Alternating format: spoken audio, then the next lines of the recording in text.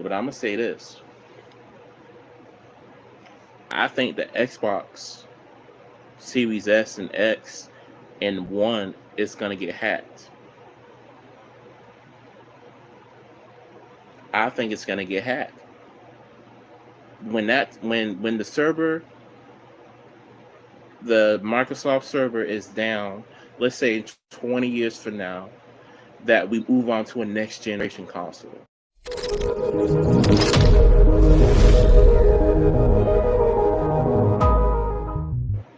That's gonna take over the Xbox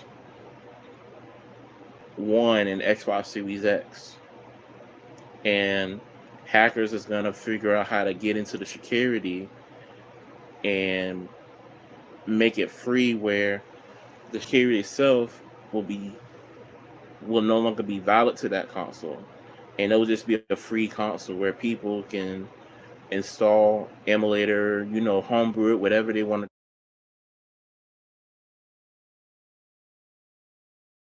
The boot ROM, and so everything after is completely fair game. So the product impact specifically, this impacts the Xbox One FAT from 2013.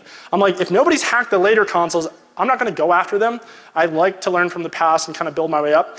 But there is a caveat here, is that in Tony's talk, he had this diagram describing the Xbox One security architecture within the SoC.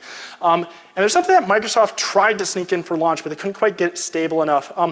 And this is something that I knew, so that it was fused off for launch because it was unstable. They weren't able to get it quite dialed in. They actually tried to build in side channel monitors to monitor the different voltage rails within the chip to detect potential influence on the Northbridge core, the memory rails, the clock. And so the year one SoCs had these anti-glitching monitors fused off.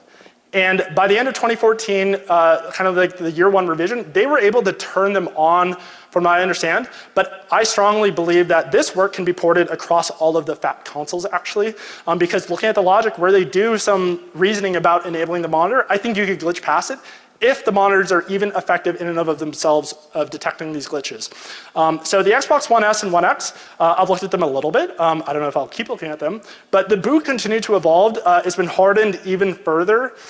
There's now 2 cores. We have the reset processor and the security processor. So the plot thickens. But I think the techniques that I've described here will have relevant application towards attacking those systems. And so I actually think you will be able to potentially ROP on the security processor using some of the stuff I described here, assuming you don't get killed by similar glitch monitors. Xbox Series S and Series X, I have not looked at those at all. I can't speak on them. But is a mod chip possible? That's what everyone's gonna be asking. I saw someone joke about on Twitter, like, if this is what you have to, like, they were looking at all the wires and stuff, and they're like, if this is what you have to do to hack the Xbox One, I'm pretty sure Microsoft won. But like, the reality is almost all of that was purely for me building introspection. It was my debug board, my research board. You only need maybe 3 wires here to build the eFuse side channel, to tap the GPIO pin, and then tap the DAT0 line. And those are the anchors you need to essentially time these glitches. For the Northbridge core rail, I showed you guys my whole injection, the power side channel. Completely unnecessary. That was again for my own debugging and introspection. For that demo that I just ran, I glitched that on the retail voltage. I had only removed a few caps under the board so I could put my MOSFETs down there, but that might not even be completely necessary. So people are asking, and I'm sure there's a lot of people that are gonna be watching this talk after the fact on YouTube, being like, oh, the Xboxing glory days are coming back, we're gonna be modding games and stuff like that. I think it's 12 years too late. I think the golden age is over, guys, sorry. But I would be curious if anyone is actually able to go through and replicate my work and kind of bring forth some of this. It's not going to be me.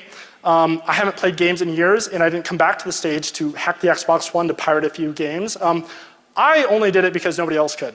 And so that's kind of the conclusion.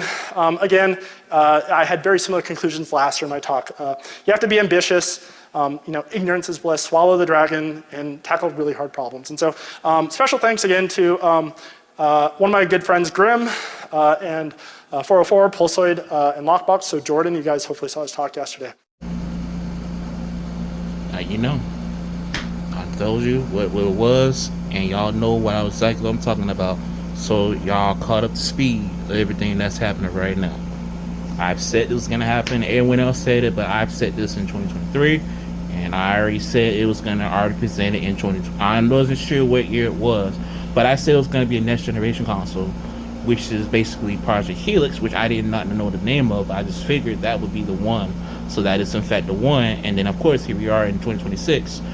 This was said in March 13th, 2026.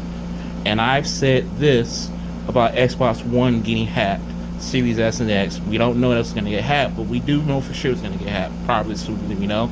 And of course, this is the day of March. Well, I've said this in December 30th, I'm sorry, December 30th, 2023. So therefore, you're caught to speed with everything that's being said. So now you know.